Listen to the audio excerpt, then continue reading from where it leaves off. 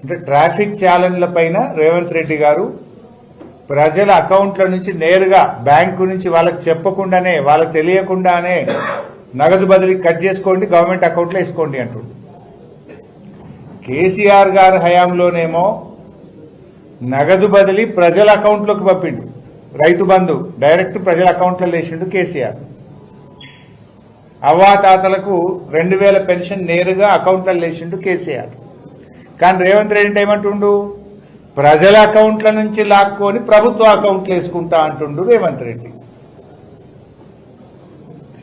అసలు ప్రజలకు తెలియకుండా తమ అకౌంట్ నుంచి డబ్బు తీసుకుపోయేటోళ్ళని ఏమంటాము? సైబర్ నేరగాళ్ళు అంటాం.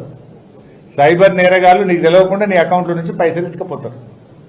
మరి సైబర్ నేరగాళ్లకు ఈ రేవంత్ రెడ్డికి తేడా ఏందో నాకైతే అర్థమవుతలేదు. నువ్వు డైరెక్ట్ కట్ చేయంటుండు.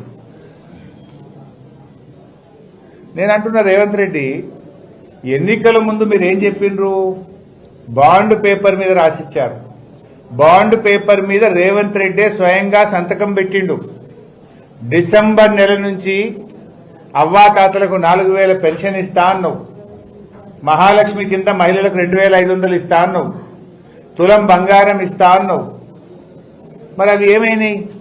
నువ్వు బాండ్ పేపర్ మీద రాసిచ్చి నువ్వు స్వయంగా సంతకం పెట్టి ఒట్లు పెట్టుకున్నావు కదా.